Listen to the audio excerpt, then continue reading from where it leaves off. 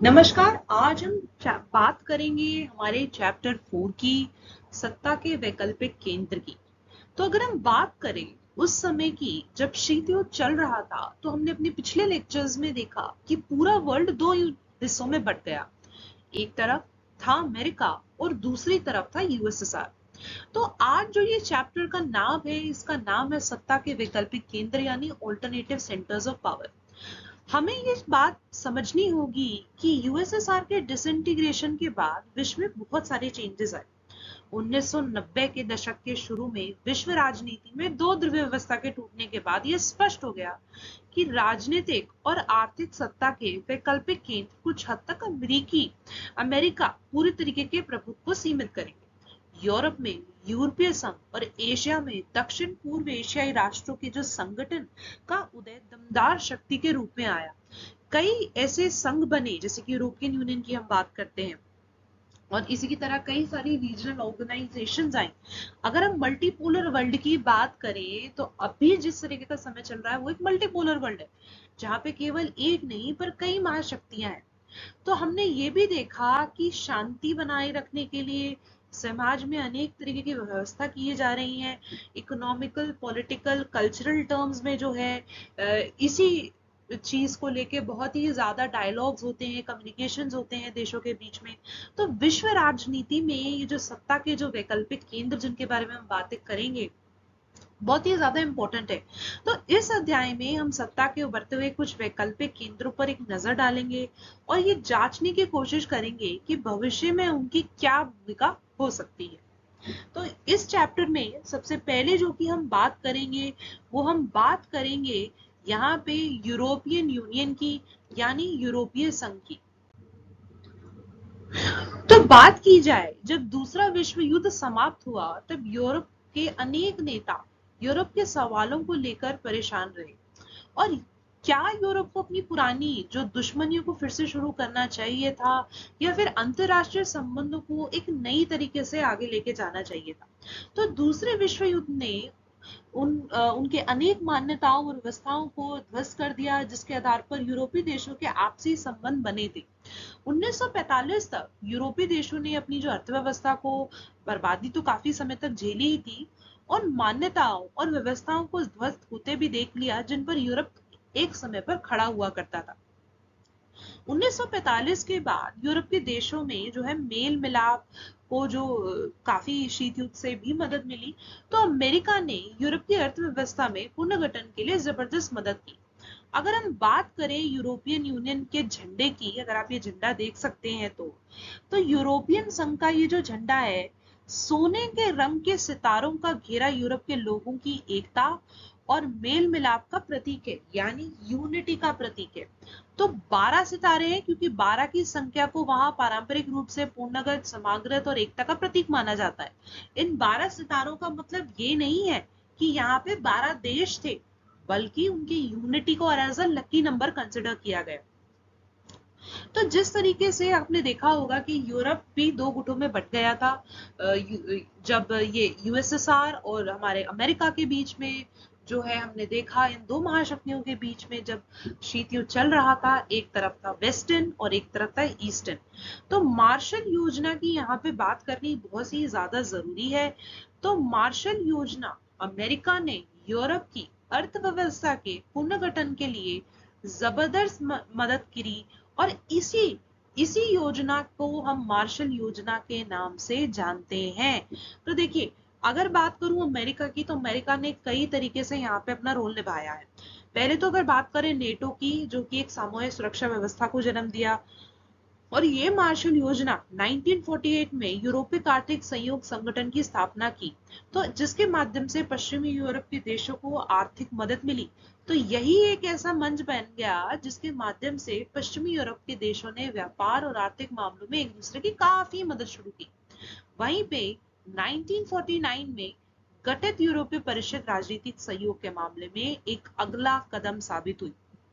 Europe के पूंजीवादी देशों की अर्थव्यवस्था के आपसी एकीकरण की प्रक्रिया चरणबद्ध ढंग से आगे बढ़ी, और इसी के साथ साथ हमने देखा कि बाय द टाइम हम पहुंच चुके थे 1957 में, तो 1957 में यूरोपियन इकोनॉमिक कम्युनिटी का गठन हुआ और यूरोपियन पार्लियामेंट के गठन के बाद इस प्रक्रिया ने राजनीतिक स्वरूप प्राप्त कर लिया। तो सोवियत गुट के पतन के बाद इस प्रक्रिया में तेजी आई और 1992 में इस प्रक्रिया की परिणति यूरोप संघ की स्थापना के रूप में हुई। तो यूरोपियन संघ के रूप में समान विदेश और सुरक्षा नीति, आंतरिक मामले तथा न्याय से जुड़े जो मुद्दे रहे उन पर सहयोग और एक समान मुद्रा के चलन के लिए रास्ता तैयार हो गया। तो यूरोप संघ के जो दो सदस्य देश, अगर हम बात करें सुरक्षा परिषद के स्थायी सदस्य हैं ब्रिटेन और फ्रांस, और 1945 में यूरोपियन देशों की जो बर्बादी हुई थी उसके बाद जो ये गुट बना, एक संघ बन के आया, उसने उन्हें काफी तरीके से मदद की। तो यहाँ पे अगर एक बात करें, एक लंबे समय में बना यूरोपियन संघ आर्थिक सहयोग वाली व्यवस्था से बदलकर ज्यादा से ज्यादा राजनीतिक रूप लेता गया है। तो अब यूरोपियन संघ में काफी हद तक एक विशाल राष्ट्रीय राज्य की तरह ही काम करने लगा, यानी एक पॉलिटिकल यूनियन राष्ट्रीय राज्य की तरह ही काम करने लगा है। तो हालांकि यूरोपियन संघ का एक संविधान बनाने की कोशिश तो असफल हो गई, लेकिन उन्होंने अपना झंडा, अपना गान जो है, उसकी स्थापना दिवस और अपनी उनकी अपनी खुद की मुद्रा है। तो अन्य देशों से संबंधों के मामले में अगर देखा जाए तो यहाँ पे काफी हद तक साझी विदेश और सुरक्षा नीति भी बना ली है और नए सदस्यों को शामिल करते हुए यूरोपियन संघ ने सहयोग के दायरे में विस्तार की कोशिश की। तो नए सदस्य मुख्यतः भूतपूर्व सोवियत खेमे के थे और यह प्रक्रिया आसान नहीं रही। तो अनेक देशों के लोग इस बात को लेकर कुछ खास उत्साहित नहीं थे कि अगर हम देखें कि जो ताकत उनके देश की सरकार को हासिल थी अब वो यूरोपियन संघ को दे दी गई है।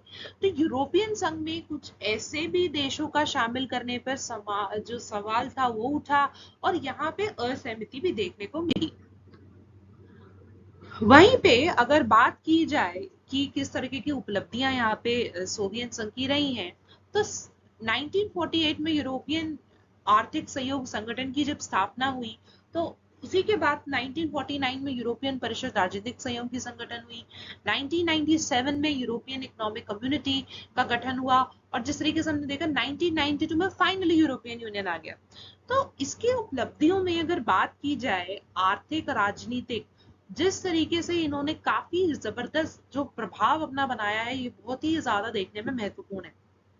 और उसी के साथ साथ 2005 में ये दुनिया की सबसे बड़ी अर्थव्यवस्था थी और इसका सकल घरेलू उत्पादन लगभग 12,000 अरब डॉलर से ज्यादा था, जो अमेरिका से भी थोड़ा ज्यादा ही था। तो इसकी मुद्रा यूरो अमेरिकी डॉलर के जो प्रभुत्व के लिए खतरा बन सकती है। विश्व व्यापार में इसकी हिस्सेदारी अमेरिका से 3 गुना ज्यादा है और इसी के चलते ये अमेरिका और चीन से व्यापारिक विवादों में पूरी धौंस के साथ बात करता है। तो एक दबदबा है यूरोपियन यूनियन का, ऐसा नहीं है कि कुछ नहीं है, एक इम्पोर्टेंट ऑर्गेनाइजेशन है और इसी की आर्थिक शक्ति का प्रभाव इसके नजदीकी देशों पर ही नहीं बल्कि एशिया, अफ्रीका, हर जगह यहाँ देखने को मिल रहा है। और ये विश्व व्यापार संगठन जैसे अंतरराष्ट्रीय व्यापार संगठनों के अंदर एक महत्वपूर्ण समूह, कहते हैं ना, एक ग्रुपिंग के रूप में काम कर रहा है। तो यूरोपियन संघ के दो सदस्य देश, जैसे कि हमने बात करी ब्रिटेन और फ्रांस, जो है सुरक्षा परिषद के स्थायी सदस्य हैं और कई ऐसे देश हैं जो कि यहाँ पे इसका उदाहरण बन सकते हैं। चीन के साथ अगर बात की जाए यूरोपियन यूनियन की, तो चीन को जो टक्कर देने के लिए ये काफी ज्यादा यहाँ पे है। सैनिक ताकत के हिसाब से देखा जाए तो यूरोपीय संघ के पास दुनिया की सबसे बड़ी सेना है और इसके कुल रक्षा बजट अमेरिका के बाद सबसे ज्यादा अधिक है।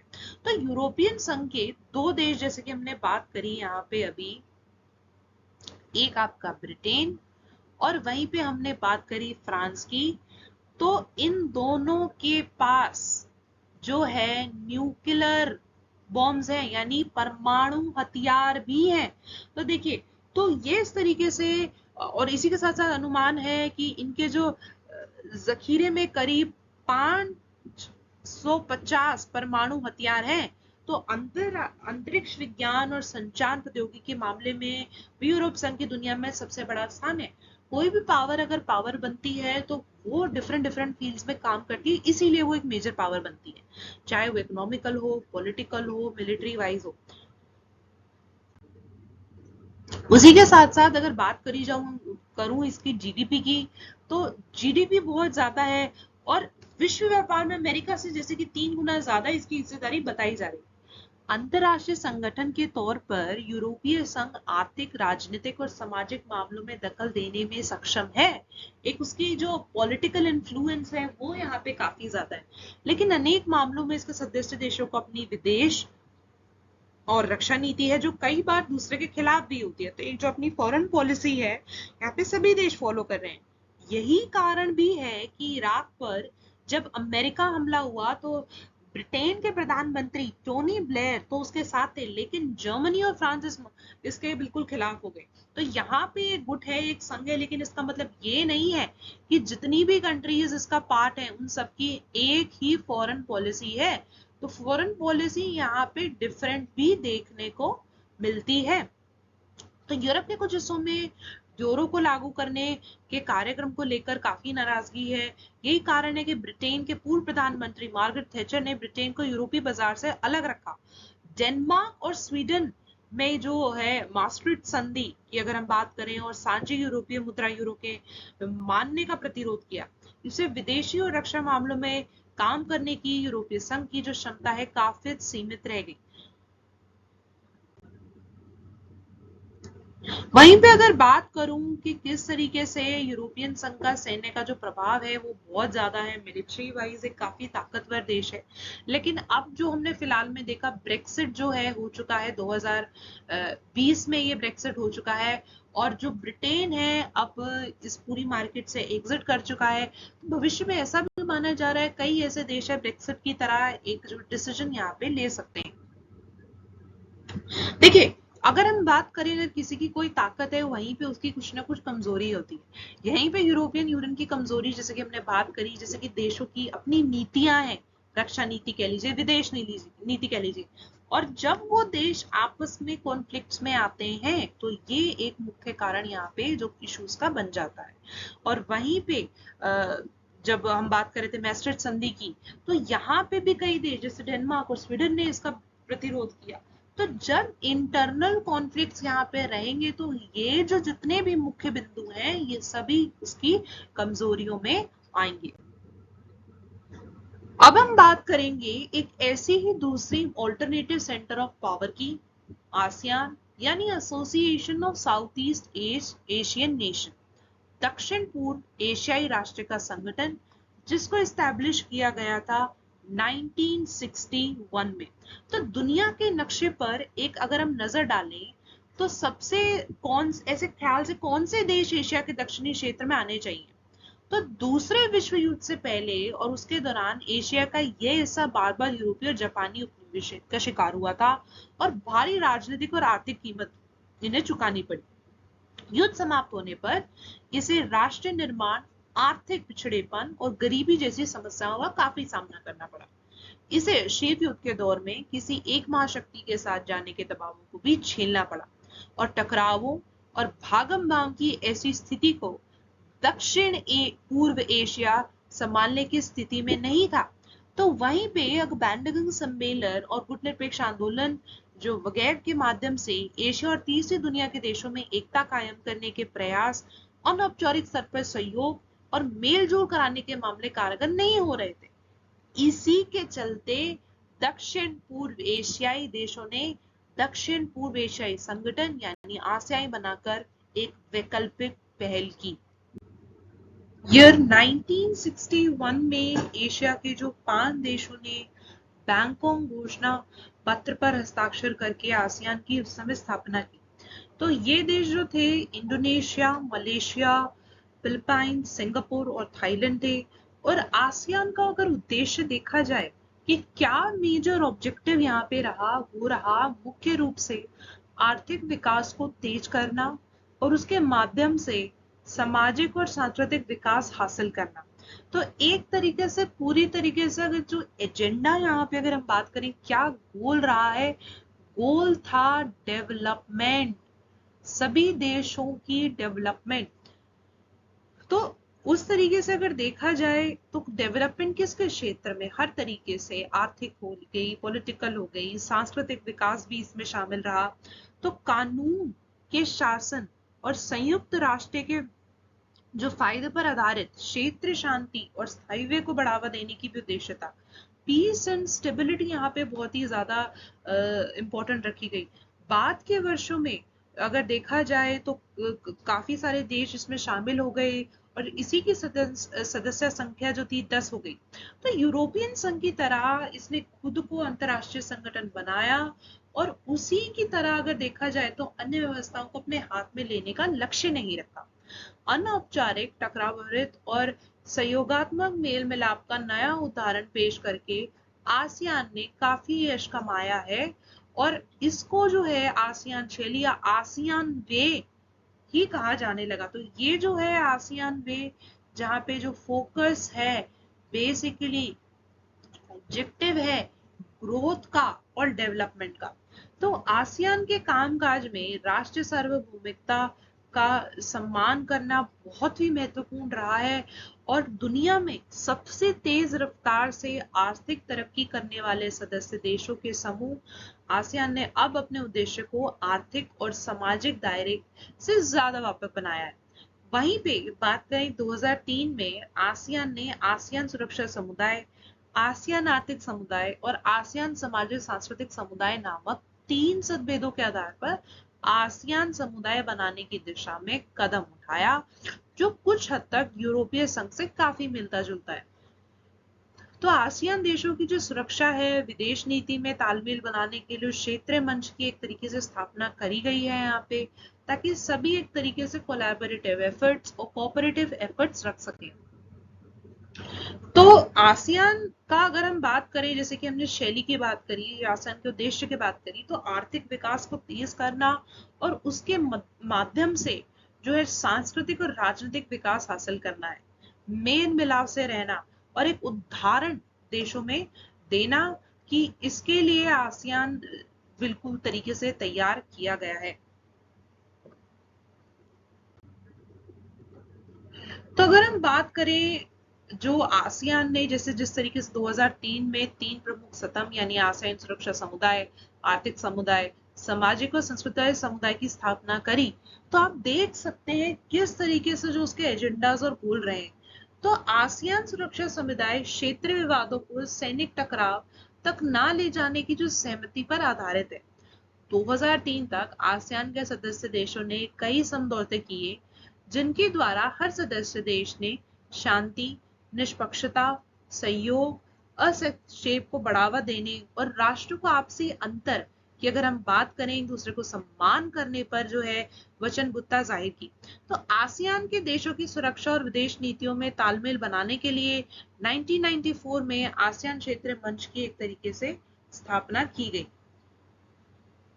बुनियादी रूप से आसियान एक आर्थिक संगठन था और वो ऐसा ही बना रहा।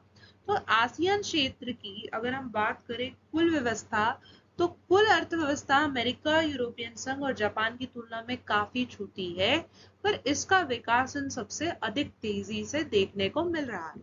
इसके चलते इस क्षेत्र में और इससे बाहर उसके प्रभाव में तेजी से वृद्धि हो रही है। अगर हम इन्फ्लुएंस की बात करें तो कोई भी ऑर्गेनाइजेशन तभी सफल मानी जाती है अगर उसकी कोई वर्ल्ड में इन्फ्लुएंस हो।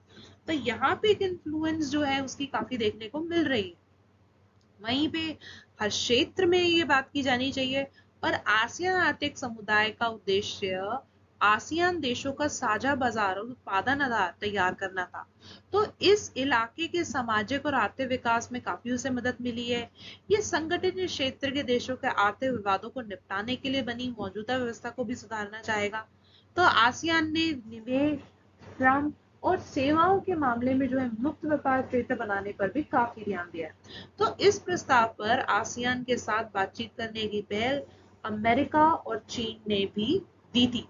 तो आसियान तेजी से बढ़ता हुआ एक महत्वपूर्ण क्षेत्रीय संगठन है और इसके विजन दस्तावेज 2020 में अंतरराष्ट्रीय समुदाय में आसियान की एक ब्रह्ममुखी भूमिका को प्रमुखता दी गई है। तो आसियान को जो बढ़ावा देने की जो नीति है, इसमें भी बात निकली है कि कभी भी कि आसियान द्वारा अभी टकराव की जगह बातचीत को बढ़ावा देने की नीति है।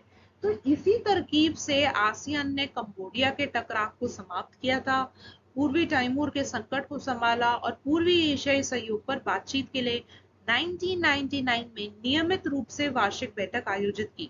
तो आसियान की मौजूदा आर्थिक शक्ति खास तौर से भारत और चीन जैसे तेजी से विकसित होने वाले एशियाई देशों के साथ व्यापार और निवेश के मामले में उसकी प्रसंगता ने इसे और भी आकर्षक यहाँ पर बना दिया है। तो शुरुआती वर्षों में भारतीय विदेश नीति ने आसियान पर ज्यादा ध्यान नहीं दिया, लेकिन हाल ही के वर्षों में भारत ने अपनी नीति सुधारने की काफी ज्यादा कोशिश करी है। वहीं पे अगर हम बात करें आसियान के झंडे की, तो आसियान के प्रतीक चिन्ह में धान की 10 बालियां दक्षिण पूर्व एशिया के 10 देशों को इंगित करती हैं, जो आपस में मित्रता और एकता के धागे में बंधे हैं। तो ये देखे जाए तो ये एक एकता का जो प्रतीक है। आसियान की उपलब्धियों में है, जैसे कि हमने बात करा, जब उपलब्धियों की बात करेंगे, जिस तरीके से वो एक मेंटेन कर पाया है पूरी रीजन में पीस एंड स्टेबिलिटी। चाहे आप यहाँ पे कंबोडिया का एग्जाम्पल दे दीजिए, चाहे आप पूर्वी तैमूर के संकट को संभालने का एग्जाम्पल दे दीजिए, तो ये यहाँ पे बहुत ही ज्यादा जरूरी है। वहीं पे भारत के साथ जो है उसके रिलेशंस काफी बड़े हैं। उसी के साथ साथ बात करें, भारत ने 2 आसियान सदस्य देश यानी सिंगापुर और थाईलैंड के साथ मुक्त व्यापार समझौते किए, जिन्हें हम फ्री ट्रेड अग्रीमेंट्स भी कहते हैं, और ये किसी भी देश के लिए बहुत ही इम्पोर्टेंट चीज है। आसियान एशियाई देशों एवं विश्व शक्तियों को राजनीतिक सुरक्षा पर चर्चा करने के लिए एक तरीके से मंच मिल गया है, और ये एक ऐसा क्षेत्रीय संगठन है जो एशियाई देशों को जिस जिस तरीके से वो चर्चा कर सकते हैं, जिस तरीके का मंच प्रोवाइड किया गया है, ये बहुत ही ज्यादा देखा जाए तो पूरी तरीके से एक कामयाब हुआ है। इसी के साथ हम एंड करेंगे हमारे चैप्टर को यहीं पे। धन्यवाद।